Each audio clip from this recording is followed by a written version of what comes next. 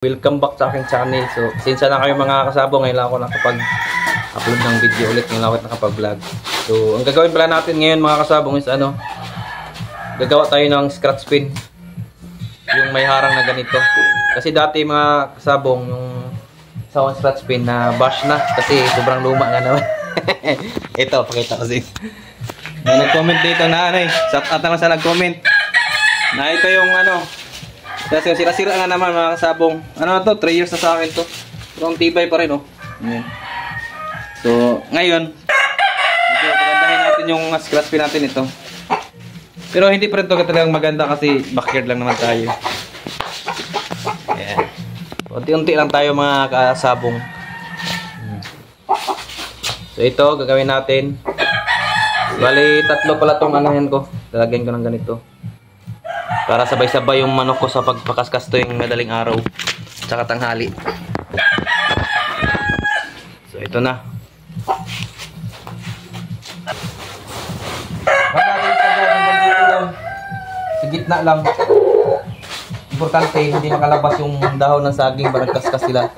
Para medyo makatipid din tayo. Tukatin na natin.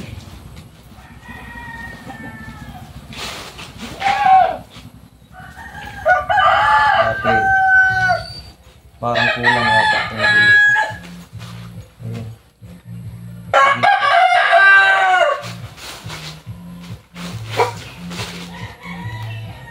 Ito, tingnan ko.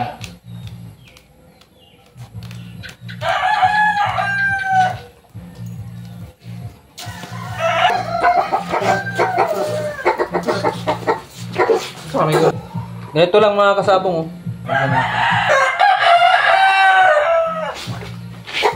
Talian natin. Simple. Simple lang to. Tulan natin. Hindi, abot ang bubaw. Hindi mo na. Gasa kayo abot bubaw.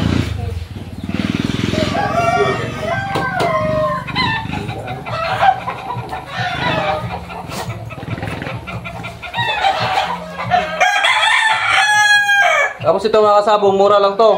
Yung 2 piso lang isa nito, yung pagtali.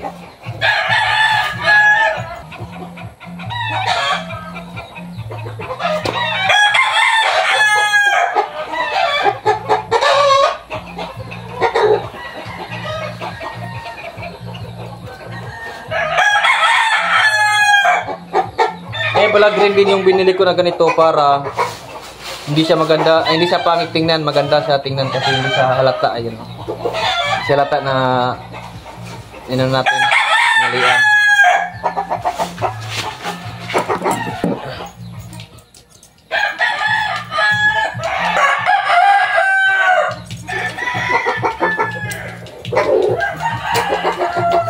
Tapos ang binili ko na mga kasabong yung sirkin.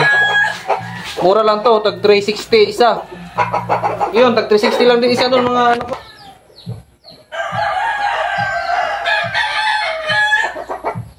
Ito lang mga kasabong. Simpleng buhay, simpleng libangan lang.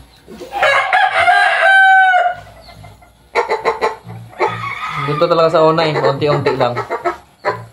As malay natin. Maganda na yung manuka natin sa balang araw. Ang dami na yung manok natin. Pabili tayo ng magandang materialis. Baka may maging sponsor sa akin na ng materialis. Hindi ko tatanggihan yan.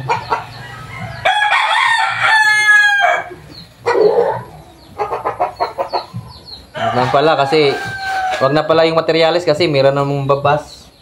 Baka bibili na lang ako mga kasabong, mag-iipon na lang ako. Kasi hindi rin basta-basta mag-alaga ng manok tapos hingin ko lang. Sa akin lang kung mayroong magbigay. Yun lang.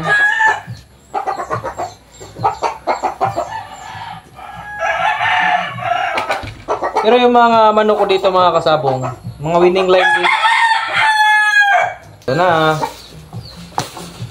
Mga kasabong. Palian lang natin ng maayos.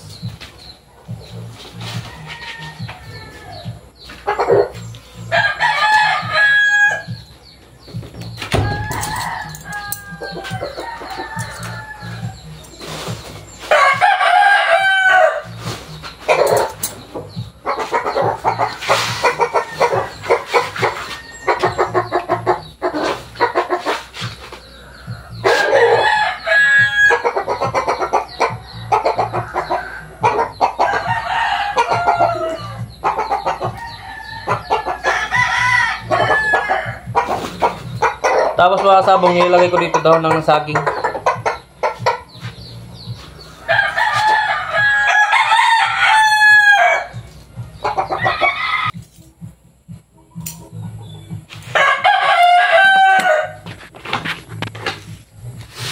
Pero ito yung ano ko mga kasabong, itong isa kong scratch pin na ano.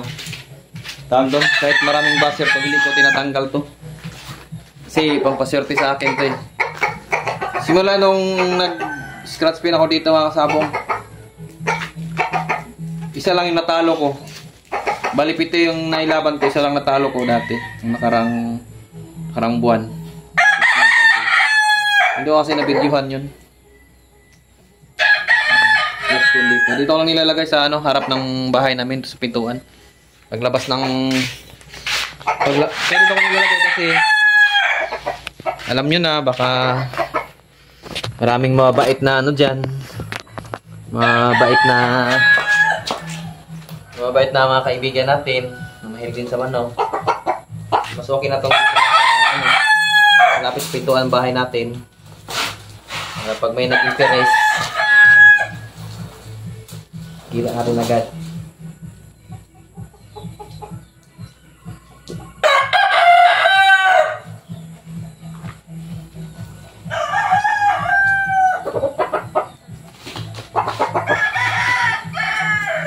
Tapos pala mga kasabong, kung gusto nyo mapanood yung mga spar ng manok ko, search nyo lang yung Team Bisayang Vlogger na sa ano, Facebook page ko. Search nyo lang yun. Team Bisayang Vlogger.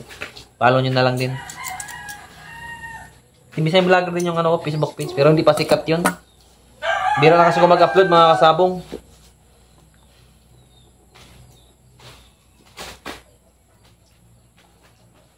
Kasi dito sa pagbablog ng manok, wala nang sweldo dito eh. Parang ano siya. Oh, counted siya sa watch hour para ma-monetize ka, pero sa ads, wala siyang ads. Pag usapang sabong. Malaking ads na mga vlogger yung ano. Nagmumukbang yun, maraming ads yun. Try na ako dati magmukbang pero parang ayaw kasi, parang high blood ako. Ibaling wala akong pera, basta di ako high blood.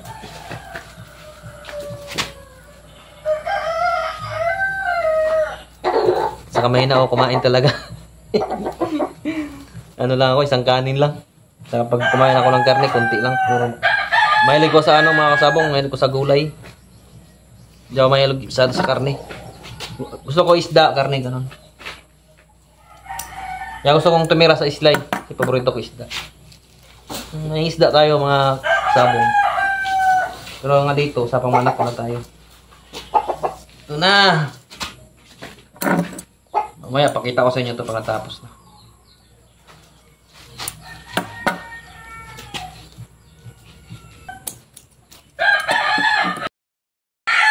So yun na mga kasabong. Ayan na, nalagyan ko na ng, tapos ko nalagyan ng ano, cream ng bawat gilid. So, bukas ko nalagyan ng ano yan mga kasabong, dahon ng saging. Ayan. Ito pala yung mga inahanda ko mga kasabong, pakita ko na sa inyo ito. Ito, 2 years old pero hindi pa nailaban. Nakondisyon ko ito dati mga kasabong, kaso nga lang hindi ko na ituloy laban kasi hindi na iulot nung ano, laban. So, ngayon ko lang ulit ito, i-kondisyon ulit. So, ito. So, bali 5 to sila mga kasabong. Ito, 5 years old, 3 times winner. Ito naman, 4 years old, 2 times winner ko. 2 times winner. At yun yung ano ko, 4 times winner. Ito mga kasabong, ano lang to, 4 years old, pero 4 times winner sa mga kasabong, pero hindi sa sabungan, sa tupada lang. So, hindi ko pa na-try ilaban to sa sabungan. So, try natin to next week. Okay. So, ito sila mga kasabong. Ito.